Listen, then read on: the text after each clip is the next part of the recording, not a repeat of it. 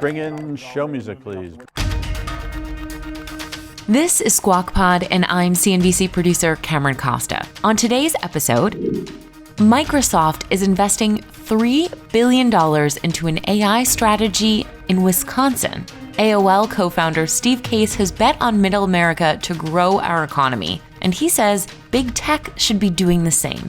We can't just have AI be big tech getting bigger, and we can't just have AI being Silicon Valley continuing to be dominant. And big thinker and happiness professor Arthur Brooks on our country's future and the cycle of activism among young people. Activism has gotten more and more and more prevalent on these campuses. It's too prevalent, as a matter of fact. You go to college to learn things and to be challenged, not to be told that one side is right and the other side is evil. Plus, Chinese electric vehicle maker Zeekr ready to IPO, Target is scaling back its Pride Month, and critics are crushing Apple for its latest iPad ad. Thought it was a good ad in some ways, but then I understood the backlash. All those stories and much more today. Just what's interesting on a Friday. It's Friday, May 10th, and Squawk Pod begins right now. Stand Becky by in 3, 2, 1. Cue it, please. Good morning, everybody. Welcome to Squawk Box right here on CNBC. We're live from the NASDAQ market site in Times Square. I'm Becky Quick, along with Joe Kernen and Andrew Ross Sorkin. And here we go. It's a Friday. Fed speak. San Francisco Fed President Mary Daly said yesterday that interest rates are currently indeed restraining the economy, but it may take more time to return inflation to the central bank's goals. It sounds like kind of a higher for longer pitch. And it actually echoes remarks from Fed Chair Jay Powell last month. Daly said the recent uptick in price data underscores why officials can't declare victory yet until they're confident that inflation is contained. And we're going to hear more about that today on Power Lunch. The Minneapolis and Chicago Fed presidents, we're calling them Kashkari and Goolsbee. We're calling them that? Yeah, Kashkari and Goolsbee, like Simon and Garfunkel, Hall & Oates, Seals and Croft, Martin and Lewis. They're going to be on at 2 p.m. in an exclusive interview in the 2 p.m. hour. Kashkari and Goolsbee. It's got a ring, does it not? To it? Not really. Kashkari and Goolsbee. Kashkari. It's like Simon and Garfunkel. I mean, the Garfunkel was why that was such a, well, you probably don't. That was a twosome back in the... He knows who Simon You probably know Paul is. Simon better. I don't know what happened to Art Garfunkel. I really don't. He was in the studio once, Art Garfunkel. Was he? I remember, yeah. And that was when Ron was still here, and Sonny said, that guy was so mean to me. I guess Garfunkel was Garfunkel blew him off badly. Really? Apparently. Maybe he was just shy. Might have been just shy. Or he might have just thought... He was actually a really nice guy. He was a graduate. Garfunkel? Yeah, he was a graduate of Columbia University. He graduated with Matt, my husband's father, from Columbia University. Who Same knew all class. this? You know what? And he befriended a blind guy there who wrote a book about their, like what a good guy he was to him, how he helped him around campus the entire time. Could have been in sauna. No, I'm kidding. I saw Ron the other day. Wish him well. And Apple taking an unusual step of apologizing for an advertising video promoting the new iPad Pro tablet. This after a backlash on social media. CEO Tim Cook posting this ad on X back on Tuesday, depicting a variety of creative tools, including guitars and pianos, being pressed by a hydraulic crusher and compressed into the company's new tablet. The spot provoked a lot of negative reaction from artists, musicians, content creators, so many others on social media. An Apple marketing exec telling Ad Age that the company missed the mark with the video and they're sorry. Apple has reportedly decided not to run the ad on TV. I don't know what the big deal is about it. How many times have you seen a musician get up on stage and smash his guitar in front of an audience? You know what it was? Yeah, a lot. Look, obviously, the idea of the whole thing was about compacting stuff into something that was so thin, but it was also, the whole thing was about crushing all, like all of these creative tools and all of these things that were part of our world. People get really worked up on I don't know. this stuff. I saw it, I was like, yeah, whatever. It was funny. I thought it was a good ad in some ways, but then I understood the backlash. I felt it. I could see it. I don't know. People have way too many things to worry about. It's not that we don't need musicians or instruments anymore because AI is going to... I didn't think that that's what they were trying to say, but that's what I think was the impact of what they were doing. Well, I don't think it was just about musicians and creative people. That's what I mean. All sorts of things. No, but it was about crushing everything. That's what I mean. Ask not for whom the bell tolls. We better be worried. They better not do that about people that It had a bunch of TVs. read teleprompters. They did? It did have a bunch of TVs that it smashed in the thing, too. Well, we're screwed. Now we're mad. Yeah, bastards. Chinese EV maker Zeekr priced its IPO at $21 a share at the top end of the range. The company will begin trading on the New York Stock Exchange today under the symbol ZK. In a regulatory filing, the company revealed 2023 revenue of $7.3 billion, but a net loss of just over $1 billion. The company delivered 16,000 vehicles in April. It's not a small number. Geely is the owner, I guess, and they go 001, 002. They introduced the sedan, first sedan, the 007. I was going to say, I want the 007. The 007. But it's supposedly the first Model 3 killer because of what's possible, 15-minute charging for 80%. How do they get it that low? The price $30,000. Yeah. How do they get the price that low? I think if you got it with like a high end, it'd probably be 40 or 50,000. But I don't know what you get with the starting model. But is that where Tesla really starts getting some competition from cars Musk made? has talked about it. Andrew mentioned it yesterday. Musk Yeah. has talked about how. This is what he's worried about. Yeah. I don't know if he's worried about it himself. I think the people who would be truly worried about this wouldn't actually be Musk, but it'd be General Motors and Ford and anybody who's even trying to be in this business. This company, They have definitely raised concerns about it. the founders affiliated, I guess, with what are the Swedish ones? Polestar, and there's another one, but he's affiliated with them. I don't know what this looks like in 10 years. I really don't. What the whole is it still Tesla? I would think they got such a lead. On EVs, I'd be less worried about Tesla. As I said, the worry shouldn't be about Tesla. The worry would be... No, but is it going to be a Tesla-dominated world? Probably still. But it would be about everybody else who can't make EVs even remotely like this. That's the problem. Unless he's vice president. Or he might be president by then. I think that's unlikely. That he's president or vice president? Either, or neither. Target is planning to cut LGBTQ-themed merchandise from some of its stores during Pride Month in June. That's according to a Bloomberg report that said it is a response to the backlash that hit sales last year. There's a full assortment of the merchandise that will be available online, but Target will examine store-level data to decide which physical locations will actually carry those products. Last year, Target was forced to remove some of the items from the Pride Month collection, including certain transgender swimsuits, after facing customer backlash and confrontations between customers and employees in some stores. A spokesperson said yesterday that the company's Pride Month collection would be, in their words, curated based on guest insights and consumer research in select stores and online. I guess I would have retweeted that Babylon Bee thing if I thought it was retweetable. And if it's not the one I sent you about Target, yesterday. Yeah. If I had retweeted it, that would have meant I thought it was okay to retweet. But since I didn't retweet it, I don't think it's okay to. I sent it to you, but I don't think it's okay to mention it now. So I'm not going to. But you just did. I didn't. They got a lot of things. I didn't mention which one. I'm not mentioning which one Because I don't think anything about what's happening in the Middle East is really funny. I guess it's too soon or whatever, but not too soon. It's never going to be funny because it's just so serious and weighty. I was going to talk about something else, but I forgot. I kind of wish I worked for ESPN today. That's where the real news is today. These two games tonight and the Rangers. Oh, okay. Right. You got the Knicks. Yeah. You got the Nuggets down 2-0, and this big piece in the Journal about Anthony Edwards, about the Ant-Man. He's just, is Kyle talking about him? Yes. Kids are he's supposedly a huge fan. talking about him, that he's like collector of the cards. Right. All right, coming up. Basketball cards. Sorry. It has nothing to do with anything. It doesn't really. I know. It really doesn't. Yeah. Just what's interesting on a Friday. Cheese will be next. Stay right there. AOL co-founder Steve Case is investing in America's heartland, and up next, he's pushing for tech to follow his lead.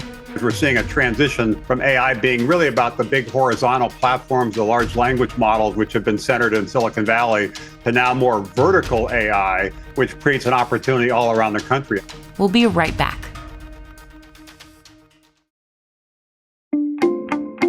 Welcome back to Squawk Pod from CNBC. Microsoft plans to spend billions of dollars to build data centers on the same property Foxconn has abandoned. Hello, hello, hello.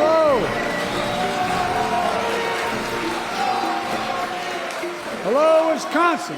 Microsoft is investing $3.3 billion to build a new data center here in Racine. That's going to help operate one of the most powerful artificial intelligence systems in the world. President Biden and Microsoft President Brad Smith announcing Microsoft's $3 billion AI investment in Wisconsin this week. And joining us now with more on tech's impact on Middle America's economy, Steve Case, co-founder of AOL and chairman and CEO of Revolution. He's also the chairman of the Case Foundation. Good morning to you.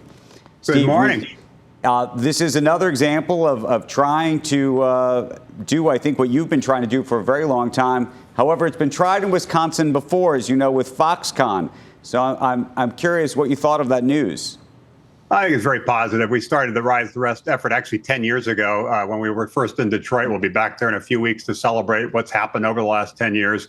And we're seeing this more broadly around the country, including in Wisconsin. We were there with our Rise the Rest bus 6-7 years ago.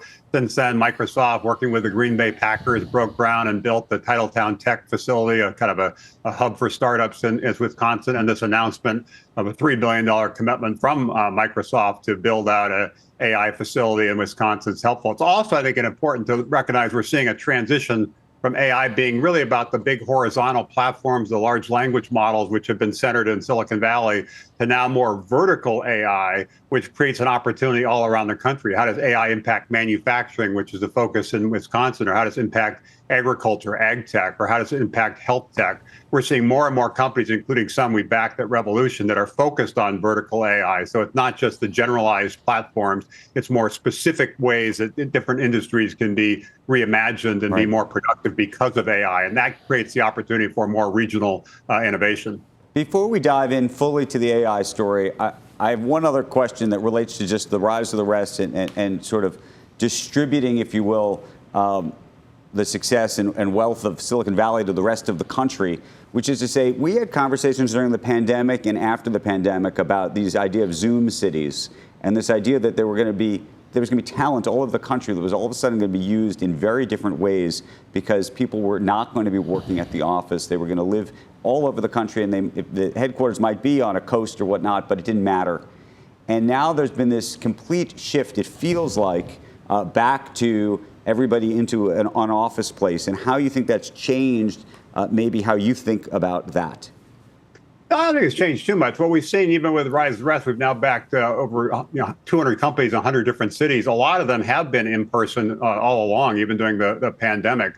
So it's really more the big cities, the New Yorks, the San Franciscos, that were tended to be more kind of focused on remote work. And these startups, as they start scaling, are still benefiting from being able to tap into expertise in other places, particularly around hypergrowth. How do you scale these companies? That was a challenge. Sometimes some of these startups in Rise of the Rest cities sold out too early because they didn't really have access to either the capital or the talent to scale those companies. They are still tapping into that with using remote workers. So I think we're moving from a world where 5 years ago, everybody was in the office, to 3 years ago, essentially everybody was working remotely, to now this more hybrid concept. And different companies, depending on where they are in their life cycle, their scale, the challenges they have, some have a bias towards being more in the office, some are still more remote. But it does open up, I think, a permanent opportunity for more regional dispersion of talent. Well, let me ask you, though, about the regional dispersion of talent, because it also seems like if AI is successful as we think it's going to be and create the productivity gains that we're talking about, that you may need a lot less people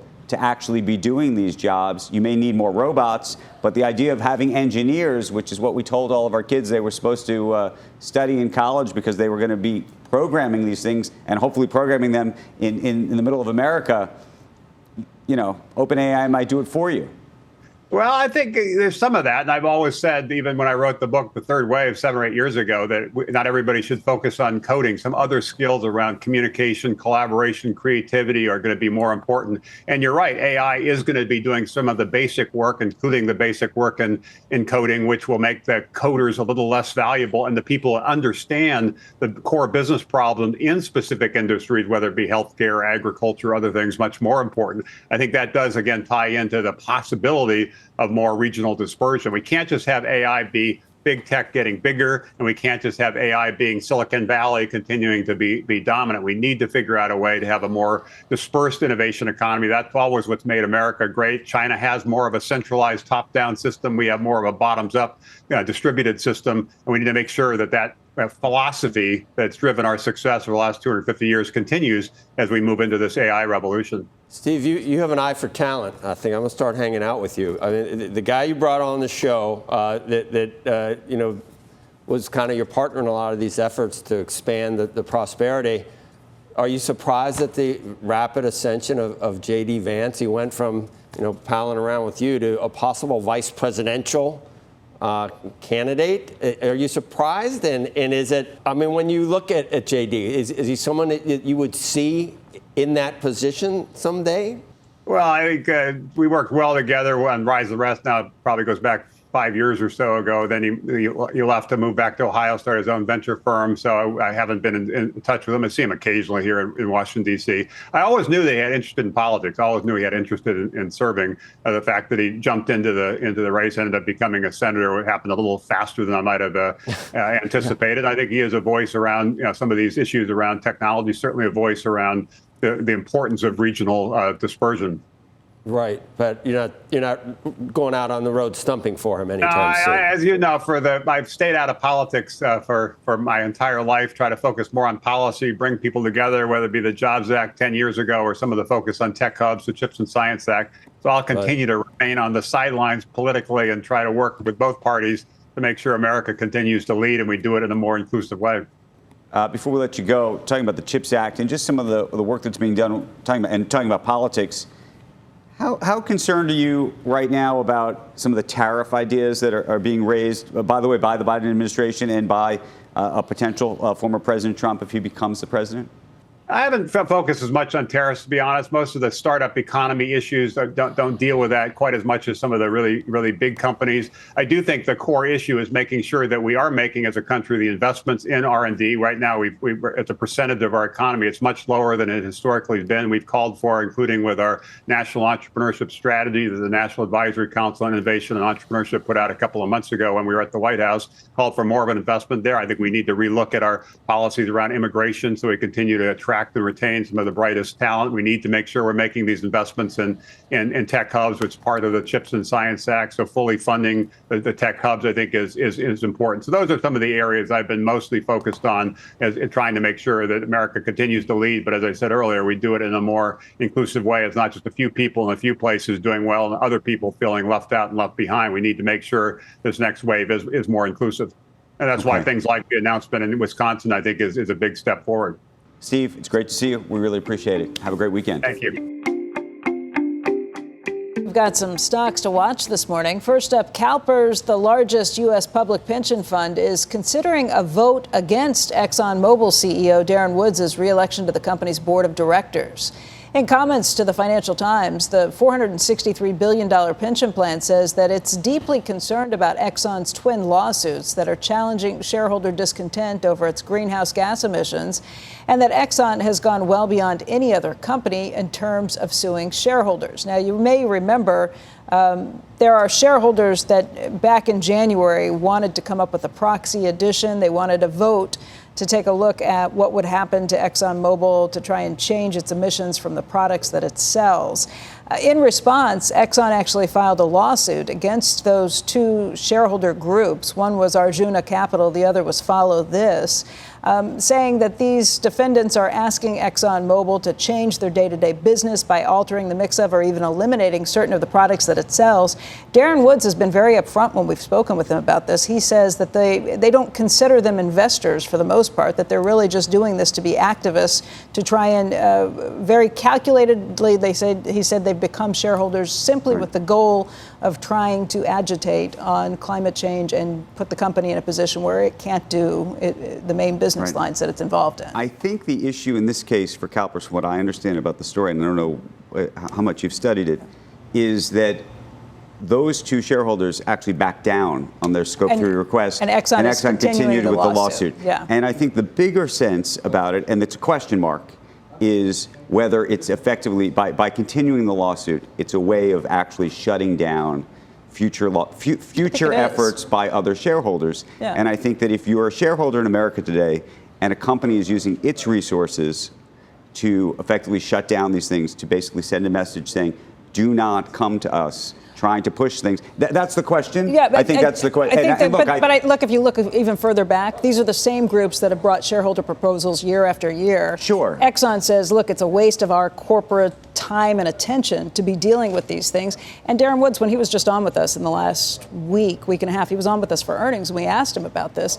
I think the specifics of the lawsuit and the two activists that were masquerading as investors are just a symptom of a much bigger problem. The process that we have today is broken. The U.S. has, one of the, I think, shining examples of the world of shareholder democracy. And that process, though, is being corrupted with activists who are bringing an agenda into the proxy process.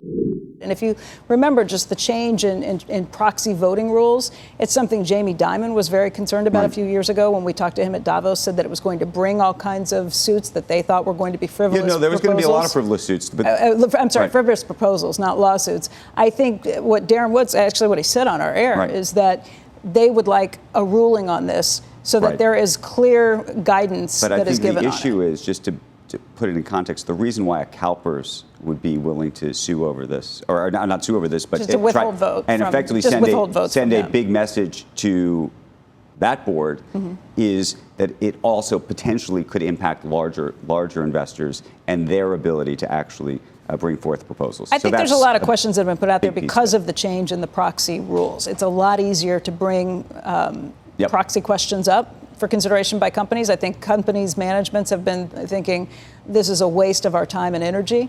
I think they would like some clarity around it, and I think that's why they're pushing it in the courts. We'll see what happens. But this is CalPERS pushback saying they're going to withhold votes for Darren Woods as a result. It'll be interesting to see if they do, whether other shareholders do as well. Next on Squawk Pod, as tensions on college campuses boil over, Arthur Brooks says we could be on the road to a better and more united America. We proceeded through the 70s after bitter polarization in the late 60s and early 70s, that we got toward a better time when leaders actually do bring us together because people get sick of it and they say enough.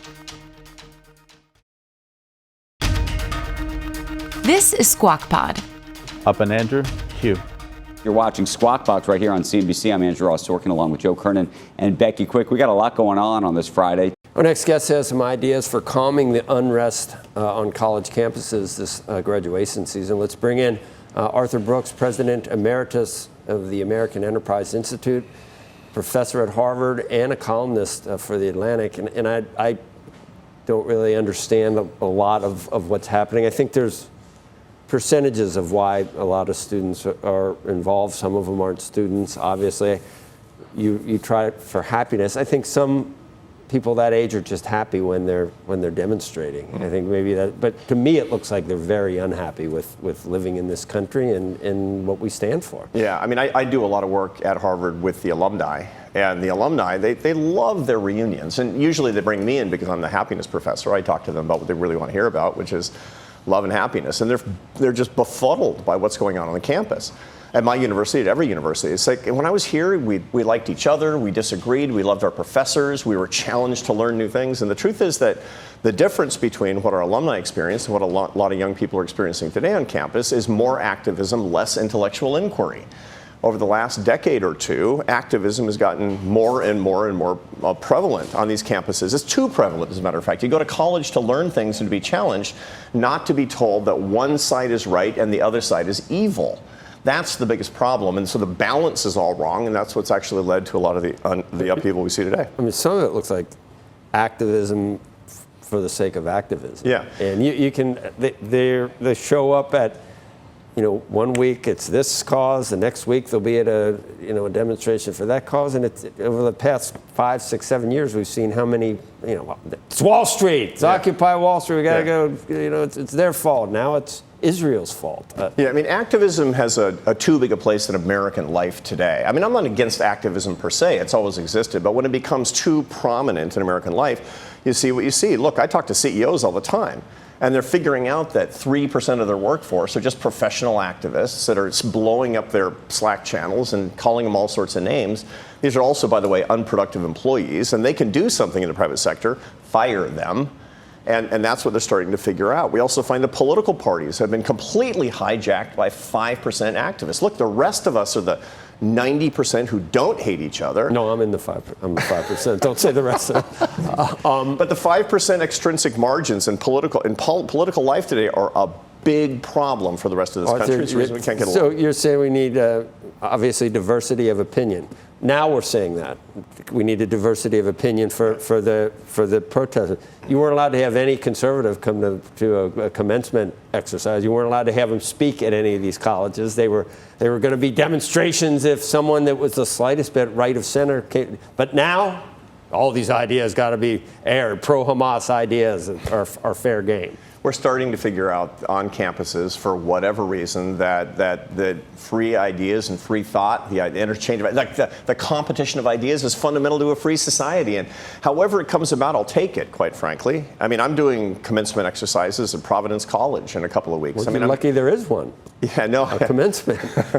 Right? It's also a Catholic school that has a lot less of this activism going on. But you're finding more and more that people are going to be a lot more tolerant of different points of view. And if this is what brings it about, man, I'll take it. Because you know what? This different points of view being aired on college campuses, that's what college is all about. It's not to be safe. It's to be intellectually unsafe. And that's the most thrilling thing of all. We had Frank Bruni on the show last week. He had a book out called The Age of Grievance. Yeah. And this idea that the whole country and maybe world is in a state of grievance. There's more grievance than there's ever been before, and that the grievance feeds upon itself, which is to say in social media and all of the different sort of communication channels we have, people are almost always trying to one-up each other on grievance. And it made me think, how could people get to a place where they want to one-up each other on happiness or on satisfaction, or is there genuinely more to grieve about? There is certainly not more to grieve about. Yeah. Are you kidding me? The world's better than it's ever been. There are lots of things for us to worry about. There are lots of things that we should improve. But the truth is that our standard of living is rising. Our health is getting better. Our environment, at least in the United States, is getting cleaner. We have more freedom than we've ever had. We should be celebrating, but the truth is that leaders don't see it that way. The level of grievance because that's happening on campus, that's happening everywhere. By the way, I think part of it is media and social media, because people are seeing the distinctions between where they are and where they want to be in a way that they didn't before. And you could argue that maybe that's good because it's transparent, you can see where you could go, but also it breeds envy. Yeah. Well, of course. We actually have envy, but more than anything else, we find with social media and the culture that we have today, that you have people who are expressing virtuous victimhood. That's their sense of, that's the prestige that they actually get as leaders. And that's a kind of malignant narcissism. And usually in about 50-year cycles, the United States gets kind of taken over by these activists who will have this malignantly narcissistic, Machiavellian, even sociopathic kind of leadership that celebrates victimhood as if it were virtuous and try to make people live in grievance. How does it end? If this happens in cycles.